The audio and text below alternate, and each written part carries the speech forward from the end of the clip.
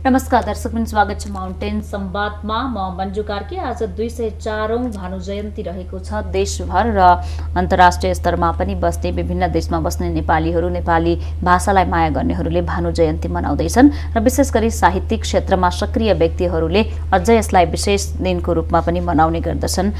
पृथ्वीनारायण शाहले आजभन्दा करिब 200 वर्ष अगाडि जब नेपाल एकीकरण गर्नुभएको थियो, त्यसपछिको भाषाको रूपमा एकीकरण गर्ने महत्त्वपूर्ण भूमिका खेल्नु भएका भानुभक्तलाई नेपालीहरूले भाषाको रूपमा आम नेपालीलाई एकताबद्ध गरेको रूपमा र संस्कृत भाषा प्रचलन रहेको अवस्थामा नेपालको राष्ट्रिय भाषालाई नै संस्कृत भाषामा रहेको रामायणलाई भावानुवाद गरेको कारणले अझ बढी सम्झने गर्दछन् र साथसाथै उहाँले साहित्यिक क्षेत्रमा पुर्याउनु भएको ठूलो योगदान, नैतिक शिक्षा, छोरी र बुहारीलाई कस्तो शिक्षा दिने भन्ने विषयमा उहाँको ठूलो योगदान रहेको छ। त्यस अर्थमा हरेक वर्ष आजको दिन भानु जयन्ती मनाउने गरिन्छ र हामी नेपाली भाषा संस्कृतिको विकास, भानुभक्तले नेपाली भाषाको विकासमा पुर्याउनु भएको योगदान, साथसाथै नेपाली भाषा संस्कृति र अहिलेको परिस्थिति लगायतका विषयमा केन्द्रित रहेर आज माउन्टेन संवादमा कुराकानी गर्नेछौँ। हामीसँग हुनुहुन्छ त्रिभुवन विश्वविद्यालयका सहप्राध्यापक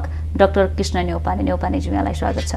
204औं भानु जयन्ती मनाइरहँदा भानुभक्तलाई आज के भनेर सम्झने, किन सम्झने? हामीले भानुभक्तलाई 2-3वटा कारणले सम्झन्छौँ। पहिलो कारण त पृथ्वीनारायण शाहले भौगोलिक रूपमा नेपाललाई एकीकरण गरे। भानुभक्तले भाषागत रूपमा नेपाली समाजलाई एकीकरण गरे। अब पृथ्वीनारायण शाहले भौगोलिक रूपमा एकीकरण गर्दा गर्दै पनि अलग अलग समाज, अलग अलग संस्कृति, अलग अलग भाषा भएका समुदायलाई पृथ्वीनारायण शाहले एकीकरण गरेका थिए। ती सबैलाई एकीकरण गर्ने काम, भावनात्मक रूपमा एकीकरण गर्ने काम बाँकी नै थियो। तिनीहरूलाई एकीकरण गर्ने काम भानुभक्तले गरे। त्यस कारणले गर्दाखेरिमा अहिले होइन, नेपाल रहेसम्म अनादिकालसम्म भानुभक्तको स्मरण रहन्छ अथवा गर्नुपर्छ भन्ने लाग्छ। जसरी हामीले राष्ट्रपिता भने पृथ्वीनारायण शाहलाई भन्छौँ, त्योभन्दा कम हामीले भानुभक्तलाई भन्नु हुँदैन भन्ने मेरो ठम्याइ हो र नेपाली भाषाभाषीहरूको सम्पूर्णको त्यो ठम्याइ हो। जस्तो भानुभक्तले रामायणलाई नेपाली भाषामा अनुवाद गर्नुभन्दा अगाडि नेपाली भाषाको स्थिति या नेपालमा के भाषा बोलिन्थ्यो र भाषाको अवस्था कस्तो थियो? अब यसलाई अलिकति हामीले अलि अगाडि पृथ्वीनारायण शाह कालभन्दा पनि अलिकति अगाडि हामी जानुपर्ने हुन्छ। पहिल्यै हाम्रा गाउँठाउँहरू आफ्नो लोक संस्कृति, लोकभाका, लोकगीत, लोककथा, लोक आख्यानहरू ती समाजमा चलेकै थिए। ती थुमथुममा आफ्ना किसिमले चलेका थिए र तिनीहरूका आफ्ना आफ्ना मौलिकताहरू थिए अथवा प्राकृतिक रूपहरू थिए तिनीहरूमा। अब ती कर्मिक रूपमा पृथ्वीनारायण शाहले जब नेपालको एकीकरण गरे, एकीकरण गरिसकेपछि नेपालमा विशेष रूपमा पृथ्वीनारायण शाह सँगसँगै हिँडेका शुभानन्द दास, शक्तिवल्लभ अर्याल लगायतका कविहरूले वीर भक्तियुक्त कविताहरू अर्थात् यति बेलाका लडाकुहरूलाई उत्साह बढाउनका लागि, अगाडि बढ्नका लागि अब लड्नपर्छ, भिड्नपर्छ अथवा वैरीहरूलाई हामीले परास्त गर्नुपर्छ भन्ने एक प्रकारले ऊर्जा दिनका लागि उनीहरूले त्यस भावनाका कविताहरू लेख्दै गए।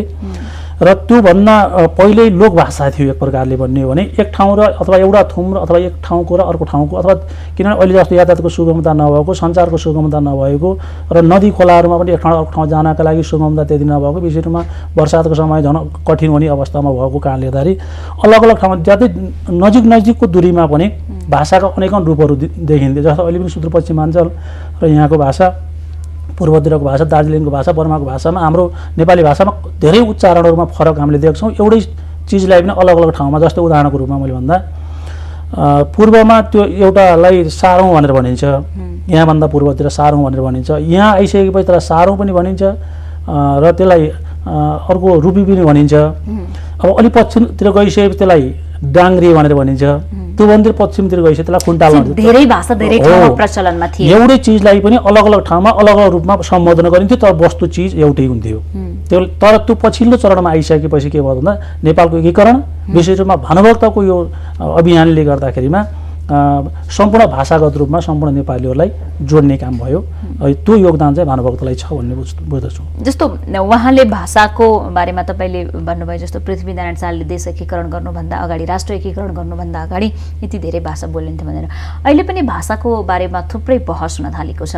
नेपालीहरूलाई भाषासँग जोडेर हेर्ने हो भने नेपालीहरूको भाषाको विशेषता के हो, जस्तो हामी भाषाको रूपमा के हौँ र अहिले कहाँ पुगेका छौँ भन्ने कुरा बुझ्न सकिन्छ। नयाँ पुस्ताले बुझ्दाखेरि नेपाल र भाषाको कस्तो सम्बन्ध छ? पृथ्वीनारायण शाहभन्दा पहिले पनि भाषा फरक फरक होइन, ती नेपाली भाषा नै हुन्। अलग अलग रूपहरू, अलग अलग उच्चारणहरू, अलग अलग ठाउँमा प्राकृतिक रूपहरू थिए भन्ने कुरा हो। मूल रूपमा भाषाको विकास त अलिक पहिलेदेखि नै भएको। तर पृथ्वीनारायण शाह पछाडि भन्दा पनि अझ भानुभक्त आइसके पछाडि नेपालीमा रामायणको अनुवाद गरिसकेपछि, हुन त हामीले अनुवाद भनेर भन्छौँ यसलाई, यो झन्डै पूर्ण रूपमा मौलिक भन्दा पनि हुन्छ, किन भावानुवाद हो। त्यसको भावले तर उनका आफ्ना किसिमका श्लोकहरू त्यो हुबहु कति धेरै ठाउँमा थपेका छन् उनले।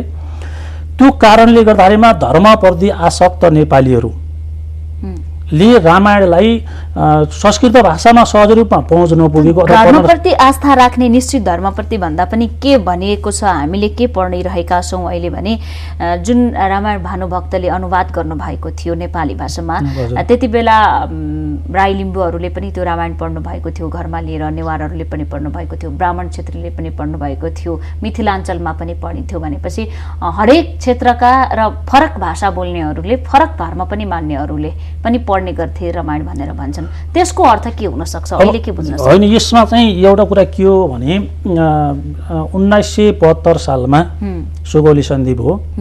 सुगौली सन्धि हुनुभन्दा पहिल्यै नेपालको एकीकरणको जुन रफ्तार थियो, पृथ्वीनारायण शाहले सुरु गरेको जुन रफ्तार थियो, त्यो कालसम्म अथवा 1972 सम्म नेपालमा भन्नाले यो के त भन्दा वीरतायुक्त कविताहरू रचना गरिए र त्यो सुगौली सन्धि पछाडि एक प्रकारले नेपालीमा निराशा, किनभने सबै त्यो सुगौली सन्धिमा सहमत थिएन। भीमसेन थापा लगायत केही धेरै मान्छेहरू सहमत थिएनन्, जसले गर्दाखेरिमा एउटा माहौल यस्तो बन्यो कि अब हामी हार्यौँ, हामी परास्त भयौँ भन्ने किसिमको कुराकानी र पहिल्यै दरबार अथवा त्यो शक्ति जुन पूजा गरेर अगाडि बढ्थे अथवा शक्तिलाई मानेर जुन कविता रचना गर्दै अगाडि बढिरहेको अवस्था थियो, त्यस पछाडि त्यो होइन शक्ति।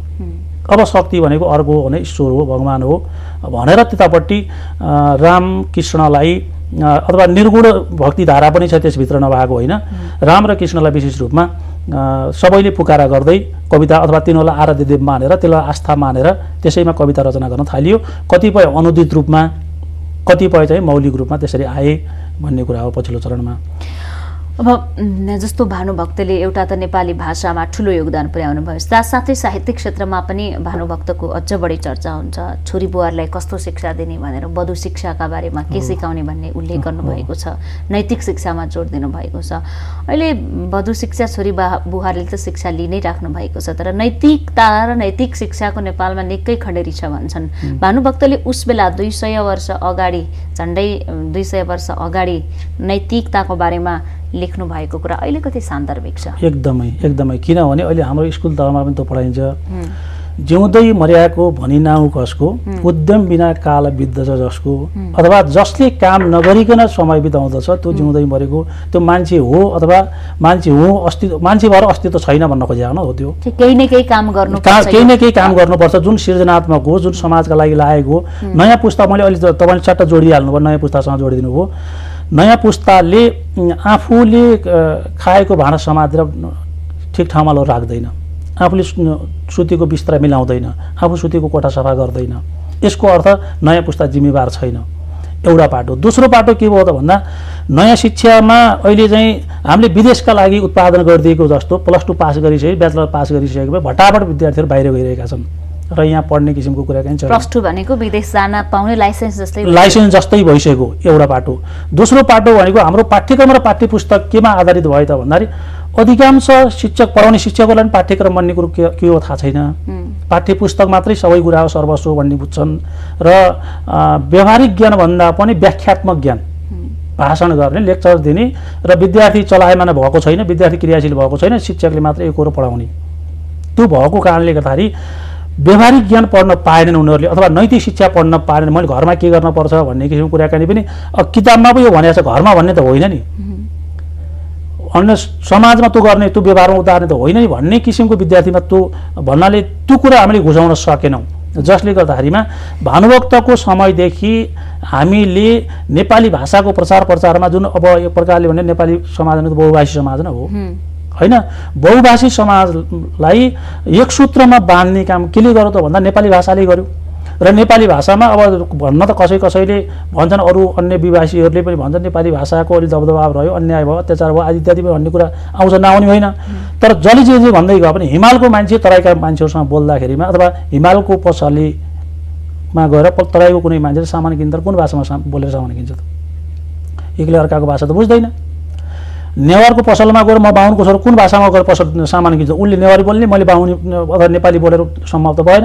त्यसले गर्दाखेरि एउटा भाषा र अर्को भाषाभाषीका बिचमा समन्वयात्मक काम गर्ने अथवा पुलको काम गर्ने काम केले गर्यो त भन्दा नेपाली भाषाले गर्यो।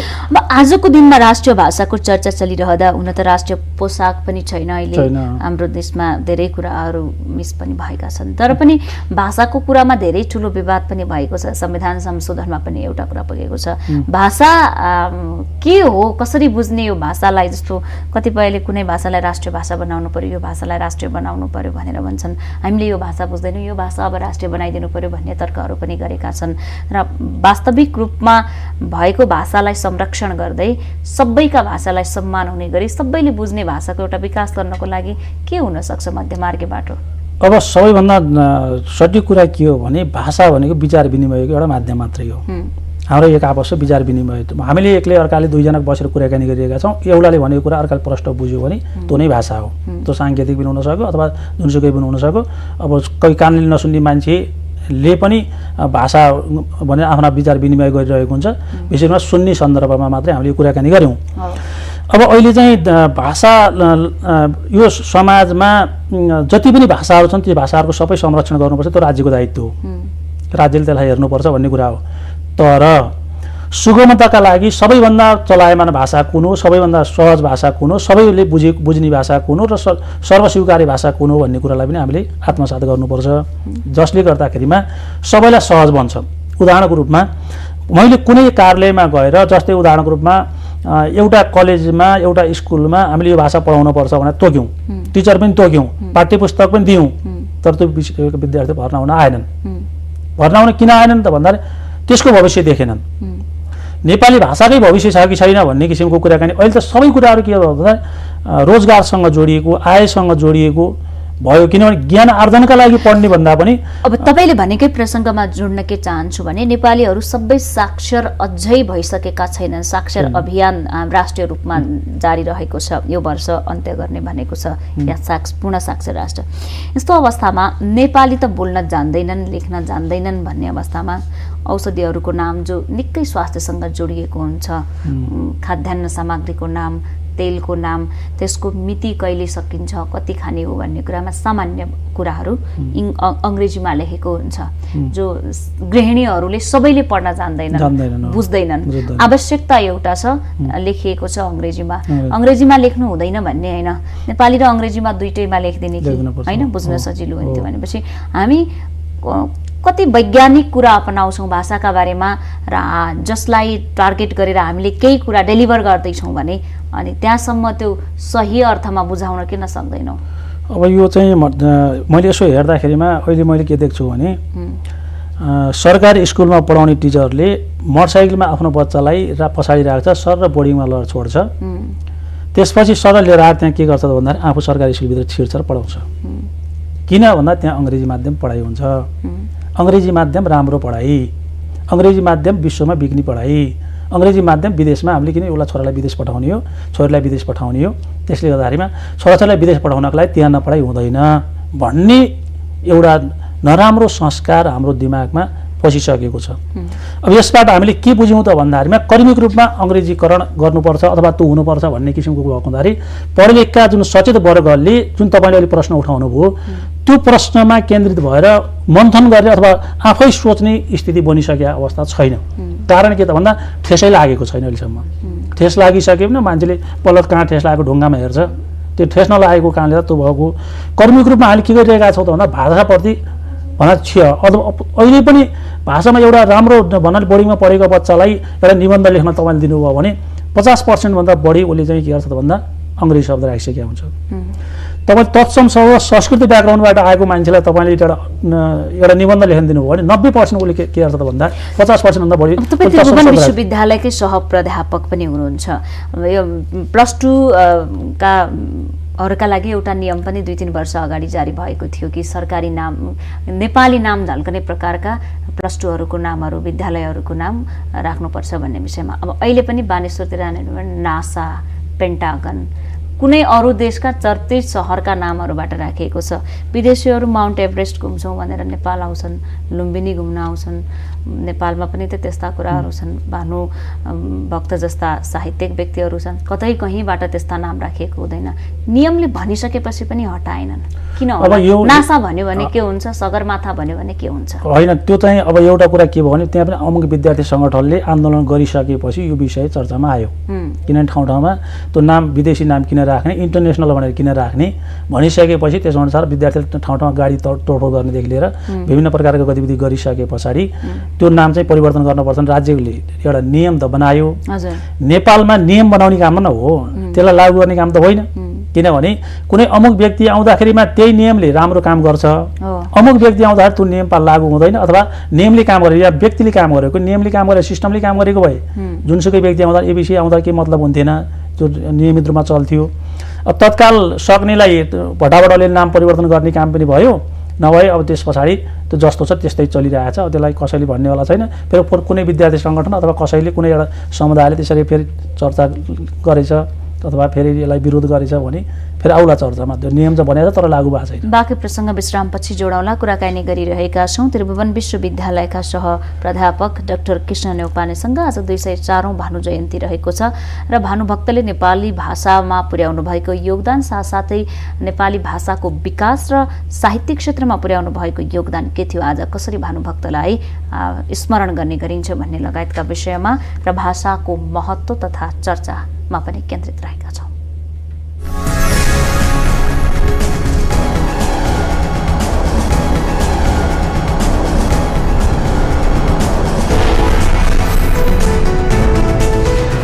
विश्रामपछि पुनः स्वागत छ। माउन्टेन संवादमा छौँ। 204औं भानु जयन्ती रहेको छ र भानुभक्त आचार्यलाई आज सम्झिँदै स्मरण गर्दै नेपाली भाषीहरूले नेपाली भाषालाई माया गर्ने, साहित्यलाई माया गर्नेहरूले मनाइरहेका छन्। नेपालमा मात्रै नभई दार्जिलिङ, कोलकाता, आसाम लगायतका जहाँ नेपाली भाषीहरूको बाहुल्यता रहेको छ त्यो क्षेत्रमा पनि भानु जयन्तीलाई धुमधामका साथ मनाउने गर्दछन्। भानुको योगदानको स्मरण गर्ने गरिन्छ आजको दिनमा र हामी यिनै विषयमा केन्द्रित रहेर कुराकानी गरिरहेका छौँ। त्रिभुवन विश्वविद्यालयका सह प्राध्यापक डाक्टर कृष्ण न्यौपानेसँग। न्यौपानेजी, यहाँलाई पुनः स्वागत छ।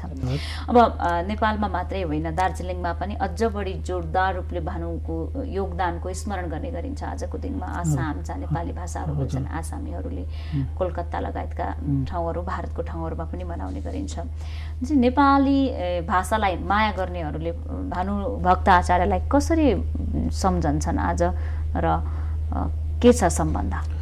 अब यो देशको सीमा हुँदो रहेछ, भूगोलको सीमा हुँदो रहेछ, यो राजनीतिक सीमा भन्यो, भाषाको कुनै सीमा हुँदो रहेनछ, संस्कृतिको पनि कुनै सीमा हुँदो रहेनछ।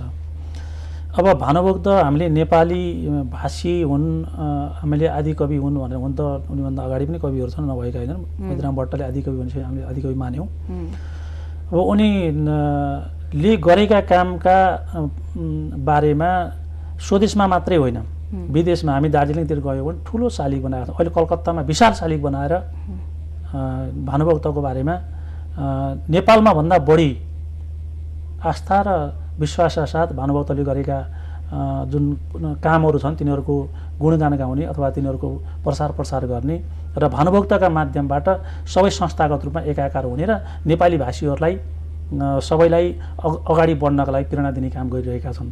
किन नयाँ पुस्ता नेपाली भाषाप्रति अलि विमुख हुँदै गएकोलाई पनि भानुभक्तलाई केन्द्रमा राखेर नेपाली भाषाको प्रसार गर्ने काम र विभिन्न सङ्घ संस्था, भानुभक्तकै नाममा सङ्घ संस्था स्थापना गरेर नेपाली भाषाको प्रसार गर्ने काम भइरहेको छ भन्ने कुरा थाहा पाइएको छ।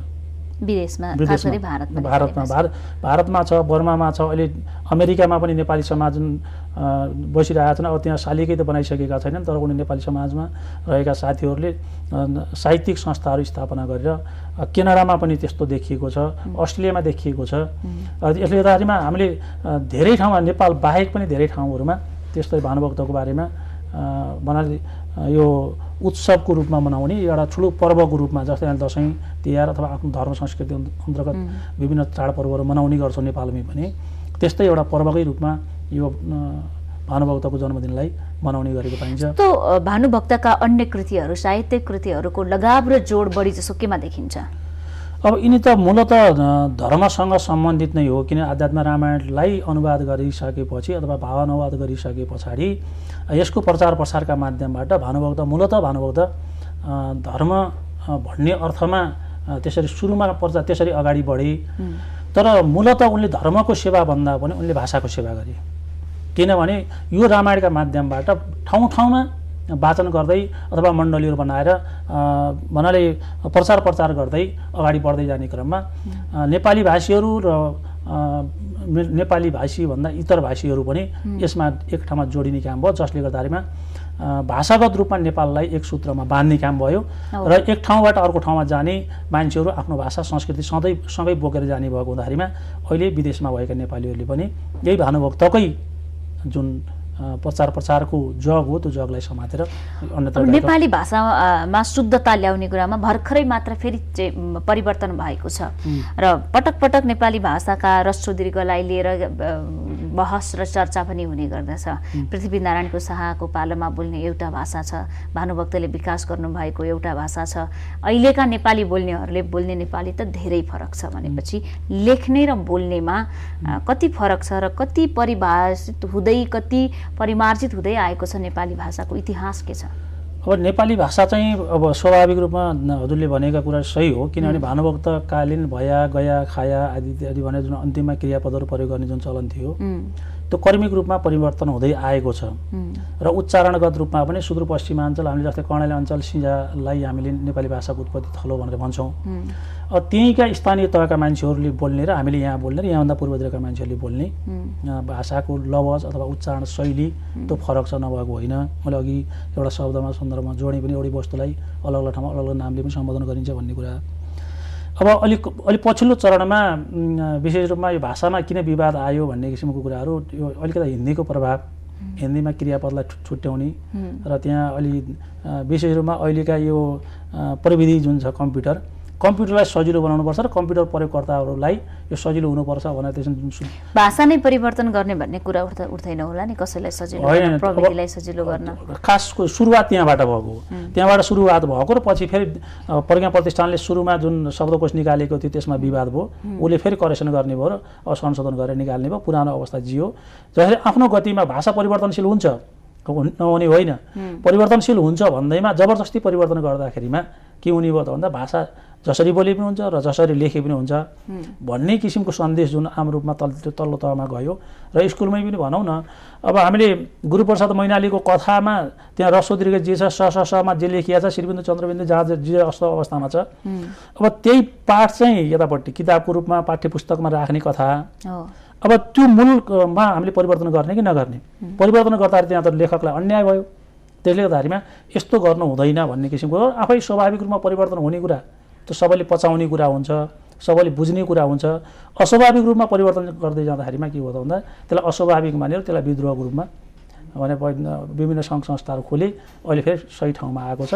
अब विवाद चाहिँ झन्डै निम्तिएको जस्तो छ। अब अन्तमा छौँ, वर्षमा एकपटक असार 29 गते भानु जयन्ती बनाउँदैमा नेपाली भाषाको अब समग्र विकास र व्यवस्थित हुने भन्ने त होइन, तर भानुभक्त आचार्यप्रतिको एउटा सम्मान हो। साथसाथै नेपाली भाषाप्रतिको एउटा सद्भाव, एउटा सम्मान बनाइराख्नको लागि अहिले भइराखेको छैन, स्वीकार गरे पनि नगरे पनि विवादित भइराखेका छन् भाषाका विषयमा, धर्मका विषयमा, क्षेत्रका विषयमा।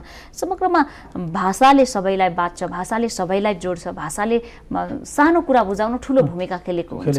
त्यसकारणले यो भाषाको महत्त्वलाई बुझ्दै, सम्पूर्ण भाषाको संरक्षण गर्दै, सम्पूर्ण भाषालाई सम्मान गर्दै फेरि पनि नेपाली भाषालाई एउटा जीवन्त राखिराख्नको लागि के गर्नु पर्ला? अब यो चाहिँ विशेष रूपमा व्यक्तिको सङ्घ संस्थाको भूमिका आफ्नो ठाउँ छँदैछ, मूलत राज्यको भूमिका त्यसमा हुनुपर्छ भन्ने लाग्छ मलाई। किनभने राज्यले सम्पूर्ण भाषालाई उत्तिकै महत्त्व दिनुपर्ने हुन्छ नै। हजुर। अब त्यो राज्यले सम्पूर्ण भाषालाई महत्त्व दिँदाखेरिमा अब त्यो भाषाको हैसियत के हो भन्ने कुरो पनि ख्याल गर्न पर्यो। किन राष्ट्रका जति पनि भाषाभाषीहरू छन् ती भाषाभाषीहरूले बोल्ने भाषाहरू सम्पूर्ण राष्ट्रका सम्पत्ति हुन्। एउटा पाटो त्यो भयो। सम्पत्ति हुनु भन्दैमा त्यो जुन कुरा एक आपसमा दोभाषी अथवा दुईजना एक आपसमा बोल्दाखेरिमा त्यो बोल्न सकिँदैन भने त्यसलाई जुन स्थानमा छ त्यही स्थानमा त्यसलाई संरक्षण गर्नुपर्छ, त्यसको विकास गर्दै जानुपर्छ। एउटा पाटो त्यो भयो। दोस्रो पाटो भनेको नेपाली भाषाको सन्दर्भमा भानुभक्तलाई एक दिनमा अथवा आज 29 गते जुन भानु जयन्ती हो, भानु जयन्तीको सन्दर्भमा मात्रै एक दिन मनाएर होइन कि यसलाई हामीले एउटा पर्वको रूपमा मान्न पर्यो। र त्यसै कारणले गर्दा आज स्कुलमा कलेजमा भानु जयन्ती मनाइएका छन्। विभिन्न ठाउँ प्रभात फेरीहरू गरिएका छन्। प्रज्ञा प्रतिष्ठान लगायत विभिन्न सङ्घ संस्थाहरूले पनि आयोजना गरेका छन्।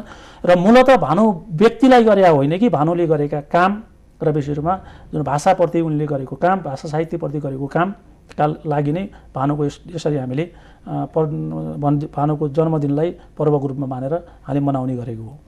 समयका लागि धेरै धेरै धन्यवाद। धन्यवाद हजुर।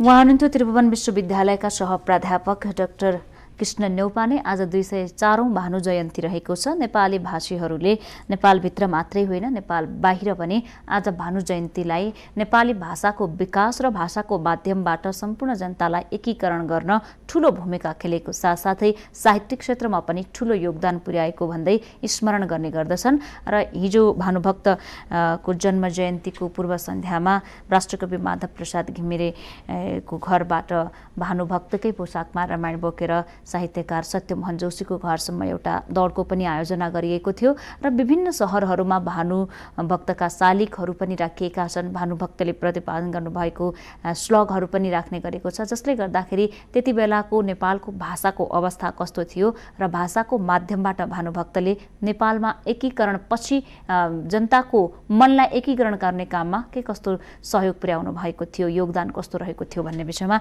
अझ बढी भानुभक्तलाई आजको दिनमा सम्झने गरिन्छ। भोलि नयाँ पात्रका साथ उपस्थित हुनेछौँ। हामी आज यिनै विषयमा केन्द्रित रहेर कुराकानी गरिरहेका थियौँ।